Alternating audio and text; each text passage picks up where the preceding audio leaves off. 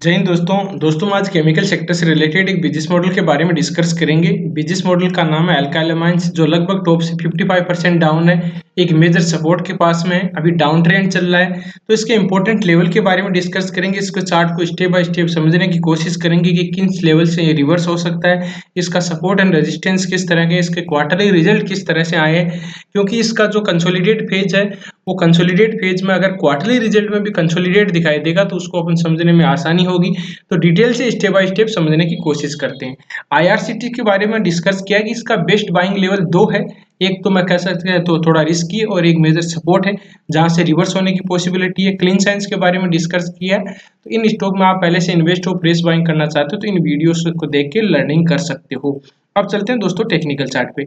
ये alkyl amines का weekly time frame का चार्ट है। आप देख सकते हो कि इसका बहुत ही पुरानी कंपनी है।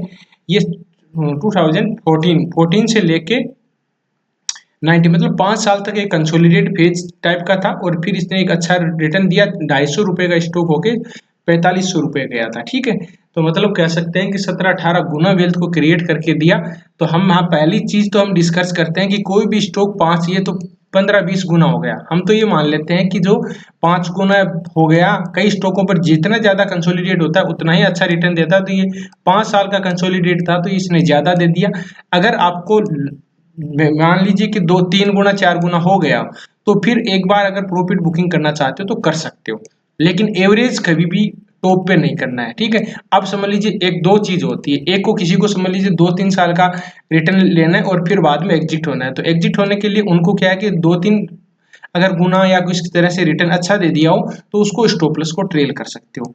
दूसरे इन्वेस्टर इस तरह से होते हैं कि उनको 10 साल 20 साल के लिए रखना है। तो अगर 4-5 गुना हो गया तो उसमें 1-2 साल के लिए आप उसमें कह सकते हैं कि एवरेजिंग नहीं करनी है, मतलब उसमें कोई भी बाइंग नहीं करनी है। बाइंग कहाँ करेंगे, फिर बाद में आपको कोई 61% की रिट्रेसमेंट पर कहीं बाइंग अपॉर्चुनिटी बन सकती है एवरेजिंग की। देखो फिबोनाची रिट्रेसमेंट का 61% किस तरह से काम करता है, मैं आपको थोड़ा सी एक चीज बताना चाहता हूँ। उसको बहुत ही अच्छा टूल है, अच्छा काम करता है। ये देखिए 61% की रिट्रेसमेंट की बात की जाए तो एग्जैक्ट वहीं पे ये लेवल है जहां से अपन एवरेज कर सकते हैं। जो पहले यहां से टॉप पे सेल नहीं किया, प्रॉफिट बुकिंग नहीं किया, यहाँ से एंट्री किया और प्रॉफिट बुकिंग नहीं किया, वो एवरेजिंग यहाँ कर सकता है। जिसको 20 साल का लिया 10 साल का इन्वेस्टमेंट करना उनको, नहीं तो उनको 5 गुना हो गया तो उनको एक बार प्रॉफिट बुकिंग करना है, फिर वेट करना है 61% का रिट्रेसमेंट का अगर उसी स्टॉक में बाइंग करना है तो, नहीं तो अपने को दूसरा स्टॉक देखना है। ये एक थोड़ा सी सिंपल मतलब कि एक बेसिक साइकोलॉजी टाइप का पॉइंट होता है, क्योंकि वो प्राइस को एडजस्ट करता है, उसमें इतना टाइम लग जाता है। ये देखिए डाउन ट्रेंड चल रहा है, पहले अप ट्रेंड था। ये डाउन ट्रेंड में lower top lower bottom pattern बन रहे हैं। एक देखिए डाउन ट्रेंड में lower top lower bottom pattern है। एक टॉप ले लिया, एक बॉटम ले लिया। नीचे वाला टॉप क्या होता है, lower top lower top lower top होता है। बॉटम लिया तो लोअर बॉटम। ये इस तरह का डाउन ट्रेंड है। तो डाउन ट्रेंड में lower top lower bottom pattern बन रहे हैं। तो इस लेवल पे कोई भी यहाँ पर अपने को बाइंग अपॉर्चुनिटी बन सकती है। यहाँ पर इस लेवल पे ये 61% की रिट्रेसमेंट है जहां पर बाइंग अपॉर्चुनिटी बन सकती है। लेकिन मेन चीज है कि 61% पे रिट्रेसमेंट पे बाइंग करें तो केवल ये रिवर्सल होगा, अभी डाउन ट्रेंड ही चल रहा है। ट्रेंड डाउन आप देख सकते हो कि अभी एक बार भी बाइंग अपॉर्चुनिटी नहीं। जो लॉन्ग टर्म के लिए है वो एवरेजिंग करने की बहुत ही सही जगह है। जिनको अभी मान लीजिए ये कंसोलिडेट भी हो सकता है, जिनको 1-2 साल का नजरिया हो तो यहाँ पर अपना रिस्क को आइडेंटिफाई करना है। किस तरह से रिस्क को आइडेंटिफाई करेंगे, वीकली टाइम फ्रेम के और मंथली टाइम फ्रेम, हम दो टाइम फ्रेम देखेंगे। तो देखिए मंथली टाइम फ्रेम में यहाँ पर एक बाइंग टीआरसीपी कैंडलस्टिक पैटर्न बना है, बुलिश सैंडविच टाइप का।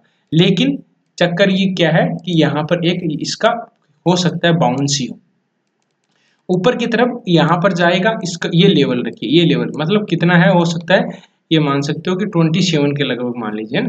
2750 है, 2750 को जब तक रेजिस्टेंस को ब्रेक नहीं कर देता, breakout pull back pattern buying TRC पे नहीं आता, तब तक इसमें कोई भी बाइंग अपॉर्चुनिटी सही तरीके से नहीं बन सकती।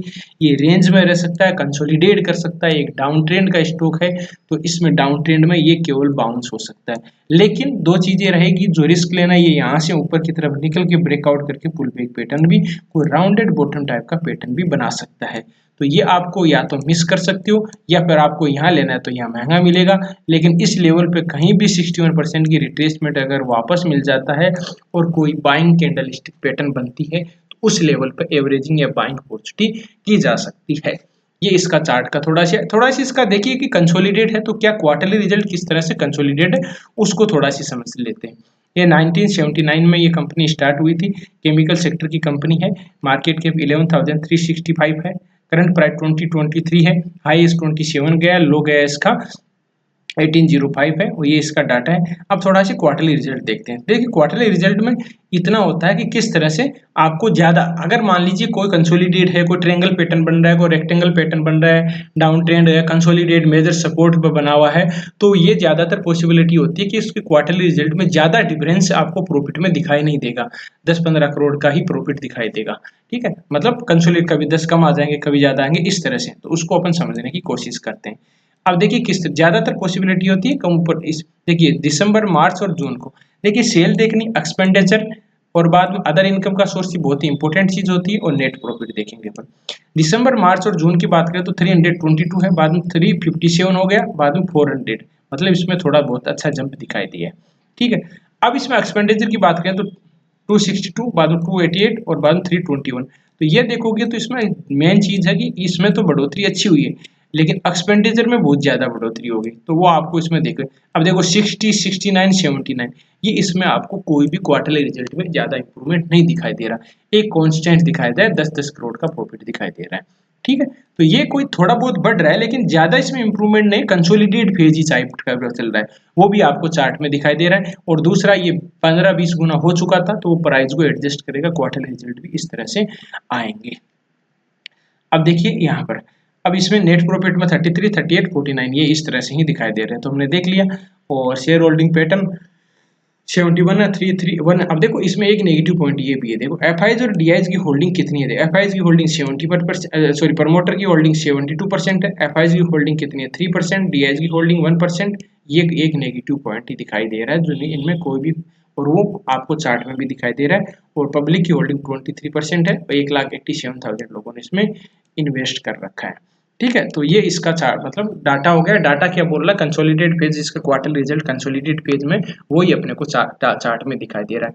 इस वीडियो का देखो, बिजनेस मॉडल अच्छा है, कंसोलिडेट पेज और भी हो सकता है। ठीक है, कंसोलिडेट पेज कब से टॉप लगाया, इसने टॉप लगाया जून 21 में, सॉरी जुलाई 21 में, लगभग मतलब 3 साल से ज्यादा टाइम हो चुका है। तो 3 साल कंसोलिडेट, मेरा मानना यह है कि अगर इस तरह से आपको 5 गुना 10 गुना रिटर्न दे दे कोई 5 गुना, तो एक बार साइडवेज हो जाना चाहिए। दूसरी बात, अगर इसको भी आपको करना है तो स्टॉप लॉस को ट्रेल कर लेना, भाई इसके नीचे आएगा कोई प्राइस एक्शन देख के, फिर बाद में इसे एग्जिट हो जाऊंगा, क्योंकि इतना प्रॉफिट होने के बाद में बहुत सारे स्टॉक आपको इस तरह से ही दिख जाएंगे कि जो कंसोलिडेट अच्छे रिटर्न दे दिए, 2-3 गुना 5 गुना हो गए, वो कंसोलिडेट हो जाते हैं, 1-2 साल तक स्टॉक रुक जाते हैं।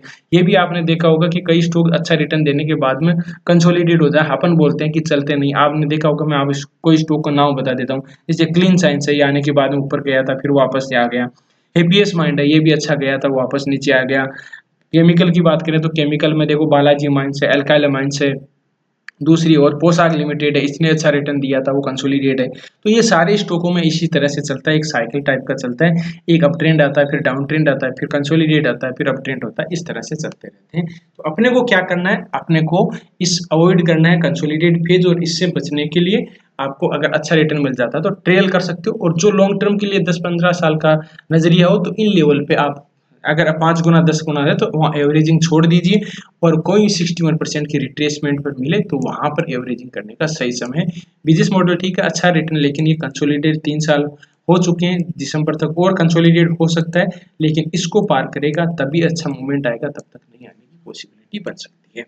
तो इस तरह से वीडियो मतलब इस बिजनेस मॉडल में आप अपनी रणनीति बना सकते हो। मेरे हिसाब से वेट एंड वॉच कीजिए, लेवल जो 2750 के ऊपर ब्रेकआउट पुल बैक पैटर्न आके बाइंग टीआरसी पे देगा, तभी ट्रेंड चेंज होगा, और साथ में क्वार्टरली रिजल्ट में कुछ ना कुछ आपको इंप्रूवमेंट दिखाई देगा, तब इसमें अच्छा मूवमेंट आएगा। अभी दिसंबर तक और कंसोलिडेट हो सकता है, इस रेंज के अंदर जो रेंज हमने डिसाइड की, कहीं भी आ गए, अगर वापस अपने को इस लेवल पे मिलता है, इस लेवल पे, तो यहाँ पर भी कोई बाइंग टीआरसीपी हैम्बर बुलिश इनकल्पिंग पुलिस हरामी इस तरह की कैंडलस्टिक पैटर्न बनता है, तो वहां पर अपन बाइंग कर सकते हैं।